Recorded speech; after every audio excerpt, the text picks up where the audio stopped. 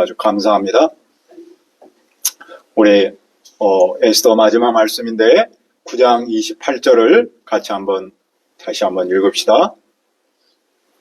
9장 28절 시작. 각 지방 각 집에서 대대로 이 두 날을 기념하여 지키되 이 불임회를 유다인 중에서 폐하지 않게 하고 그들의 후손들이 계속해서 기념하게 하였더라. 은혜로우신 아버지 하나님, 이 시간 에스더 말씀을 주시고 또 마지막 말씀 섬기게 하셔서 감사합니다. 이 한 말씀이 오늘 우리에게 임하도록 도와주시고 성령 하나님께서 또 이 예배를 축복하여 주옵소서. 예수님의 이름으로 기도합니다. 아멘.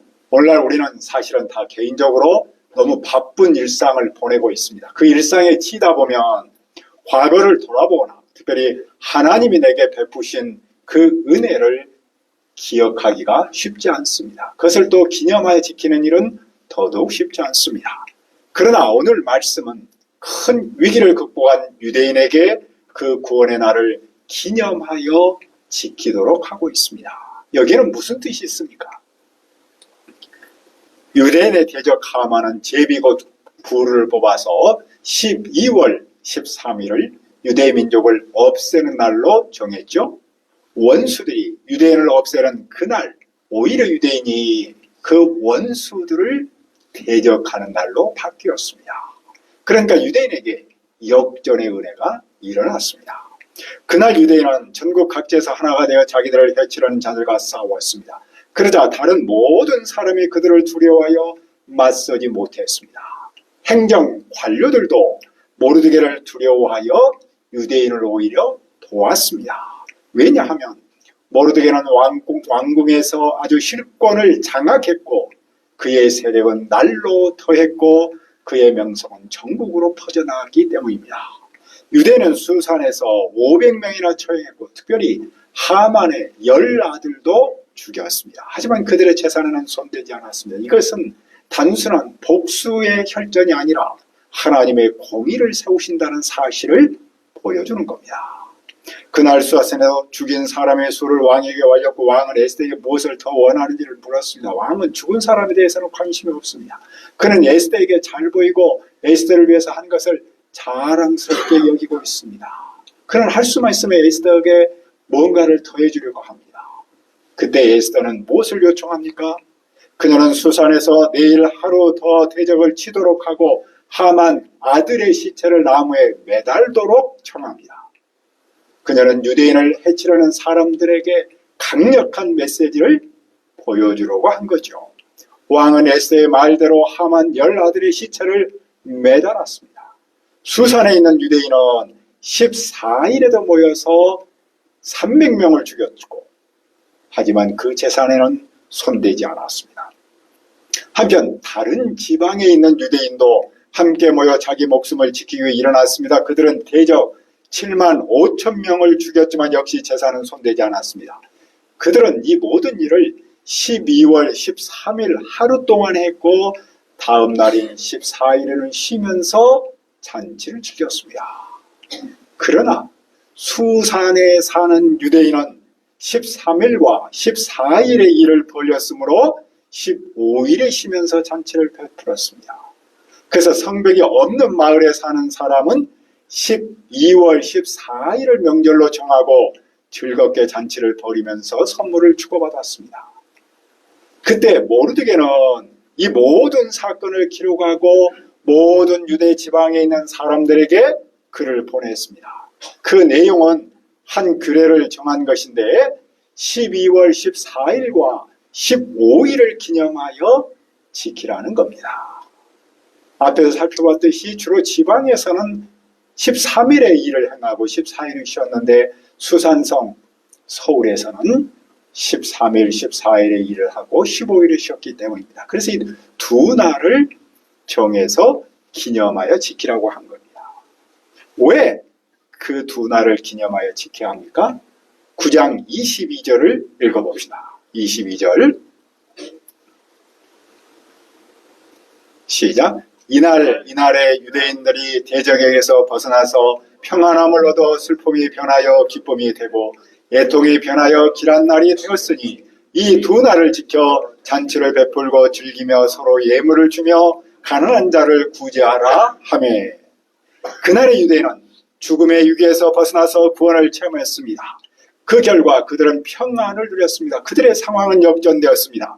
죽음을 앞두고 있던 날이 오히려 축제의 날로 바뀌었습니다. 슬픔이 좋은 날로 바뀌었고,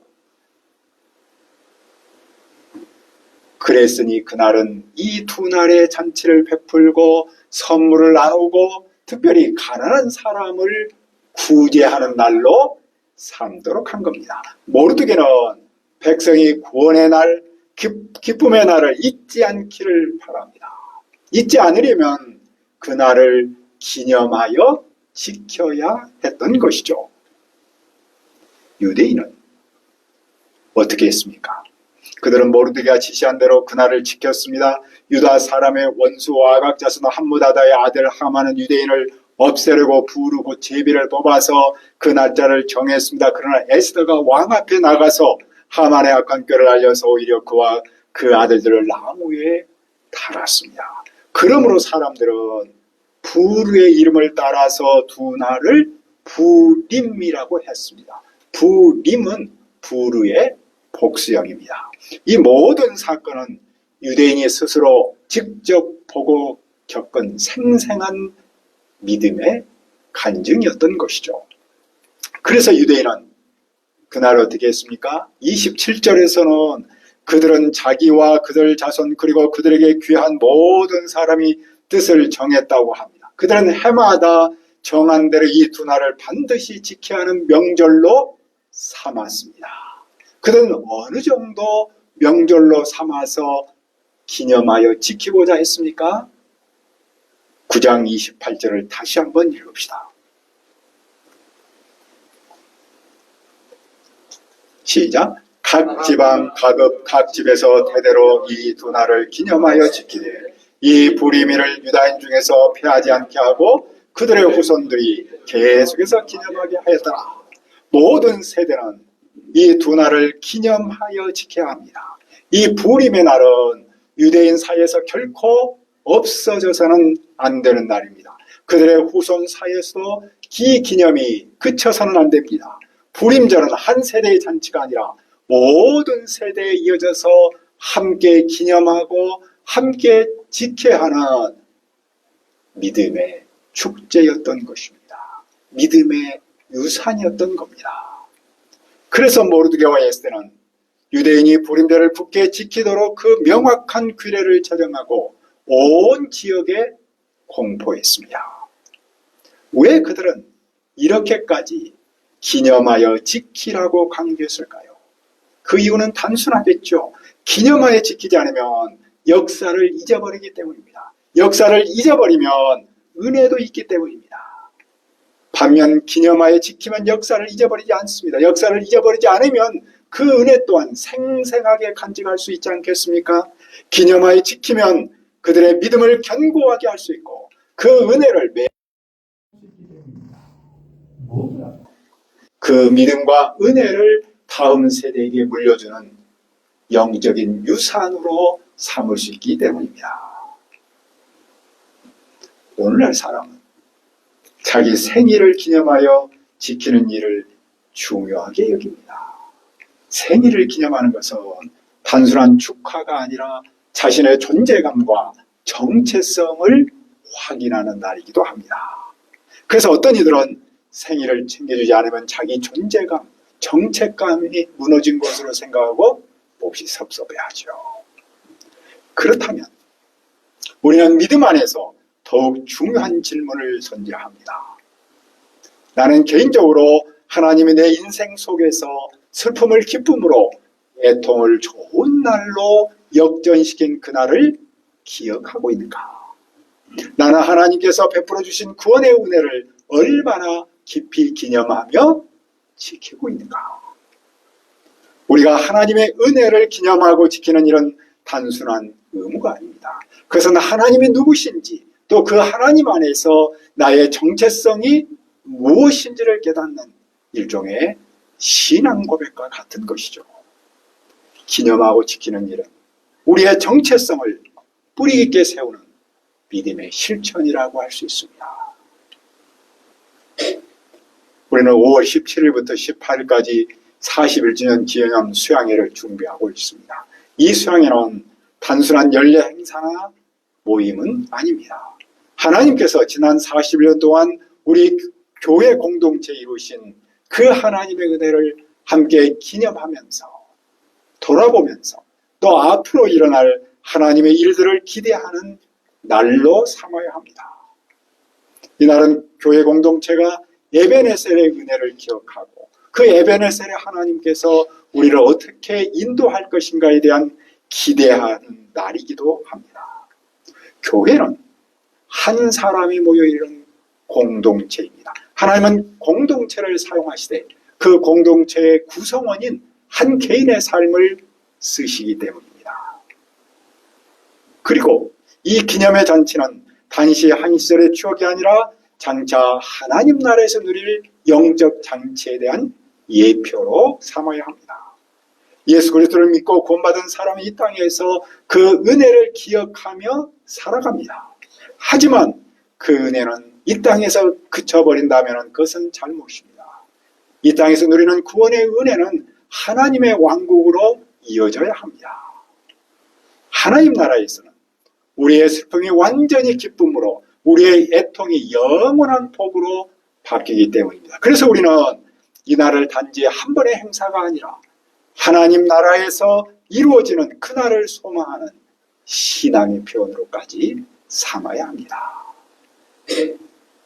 이제 우리는 에스더 마지막 말씀 앞에 섰습니다. 그런데 그 마지막을 누가 장식합니까? 그것은 에스더가 아닌 모르드게입니다. 10장 1절을 보면 아수르의 왕은 온 나라와 섬들의 조경을 바치도록 했습니다. 그가 이룬 모든 업적과 특별히 모르드게를 높인 이야기들을 왕의 연대기에 기록했습니다. 모르드게는 왕이 아님에도 불구하고 왕의 일기에 기록이 되었습니다. 그는 아하스로의 왕 다음과는 지위에 있었고 유대인의 사랑과 존경을 한 몸에 받은 인물이었습니다. 모르드게가 이토록 높임 받는 이유는 무엇입니까? 그 이유는 단순합니다. 하나입니다. 그는 보이지 않는 손길로 일하시는 하나님을 믿고 민족의 구원을 위해서 헌신했기 때문입니다. 그는 보이지 않는 하나님의 손길을 믿고 그 하나님께 간청했습니다. 그리고 그는 구체적으로 사촌인 에스더를 믿음의 사람으로 키웠습니다. 그리고 그는 에스더가 하나님의 권사에게 쓰임받도록 적극적으로 도왔습니다. 하나님은 그런 모르드게와 에스더를 쓰셔서 유대 민족을 죽음에서 구원하셨습니다. 그리고 하나님은 모르드게와 에스더를 높이 세우셨습니다. 우리는 에스더 말씀을 마치면서 무엇을 배웁니까? 우리가 마지막으로 붙들어야 할 교훈 중요한 두 가지를 말하고자 합니다. 첫째로 하나님께서 내게 이루신 구원의 사건을 반드시 기념하고 지켜야 합니다.